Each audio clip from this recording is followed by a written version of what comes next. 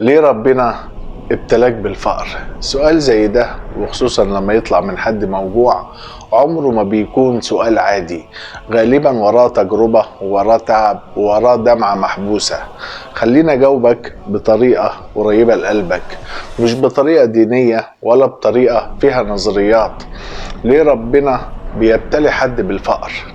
لان الفقر مش علامة غضب، احيانا علامة عناية. ربنا قال ونبلوكم بالشر والخير فتنة، يعني الابتلاء مش دايما شر، ممكن يكون باب خير. وفي ناس ربنا بيحبهم لكن لو فتح لهم المال من اول يوم كانوا هيضيعوا.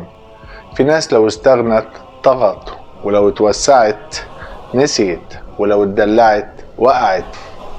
وفي ناس ربنا بيحفظهم بالفقر زي ما بيحفظ غيرهم بالغنى، لأن الفقر بيصنع رجولة وصبر ما بتقدرش تعلمه غير فيه.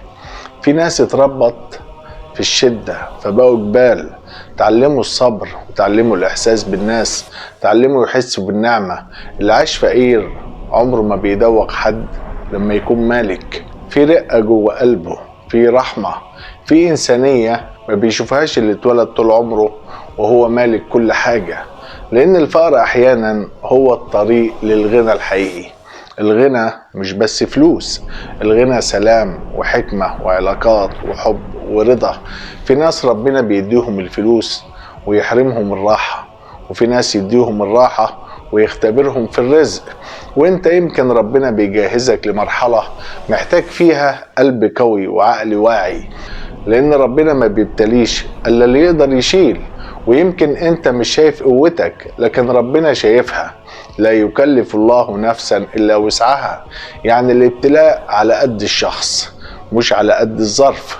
لان الفقر مش نهاية، الفقر مرحلة محدش بيبتلى بها طول عمره.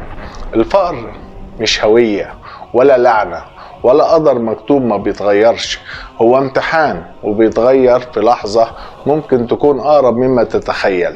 كم إنسان كان صفر وبقى قيمة؟ كم واحد نام محتاج وصحي مستغني؟ كم واحد كان بيدور على جنيه وبقى بيدور على حد يساعده في العد؟ ربنا مقلب القلوب والأحوال، وده مش كلام ديني، ده واقع شفناه كل يوم. لكن السؤال الحقيقي، أنا هخرج من الابتلاء ده إزاي؟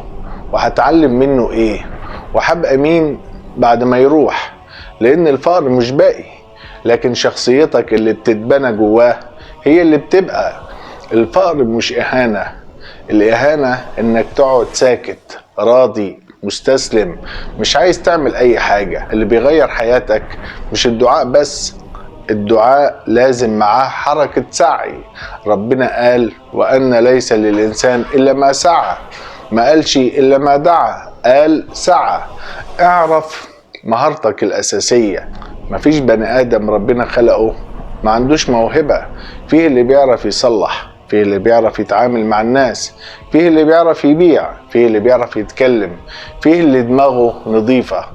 وسع رزقك من كذا باب، ما تعتمدش على باب واحد تعيش منه، لو اتقفل هتتخنق. افتح بابين 3، خفض احتياجاتك قبل ما تزود دخلك. اكبر غلطة انك تزود فلوسك وافكارك لسه تبع فقرك. اتعلم حاجة كل يوم. العلم دلوقتي بقى ببلاش، حرفيا ببلاش. موبايلك اللي في جيبك اغلى من جامعات زمان دلوقتي. في ناس ربنا بيبتليها بالفقر عشان يرفعها في الدنيا، وفي ناس عشان يرفعها في الآخرة، وفي ناس عشان يصنع منهم حد محدش في الدنيا كان يتوقعه. لو انت فقير دلوقتي اسمعني كويس، ده مش شكلك النهائي ولا وضعك الأبدي ولا صورتك عند ربنا. الفقر ده امتحان، بس الفشل مش إجباري. ربنا ما ظلمكش ولا هينساك ولا هيحطك في حتة مؤبد، لكن انت لازم يكون عندك شوية عقل، تسأل تدور تتعلم وتتحرك. ويا سلام بقى لما تجمع العقل مع التوكل، ساعتها مش بس هتخرج من الفقر، انت هتخرج نسخة قديمة من نفسك لنسخة تانية انت نفسك هتستغربها. ولو عايز جواب مختصر جدا، ربنا ابتلاك بالفقر عشان يطهرك مش يعذبك، عشان يرفعك مش يكسرك، عشان يصنع منك نسخة أقوى وأوعى وأعقل وأحكم انت نفسك هتتفاجئ بيها قريب. مش عايز اطول عليكم، كان معاكم عبد السلام محمد من قناة شوية عقل، وسلام مؤقت للحلقة الجاية.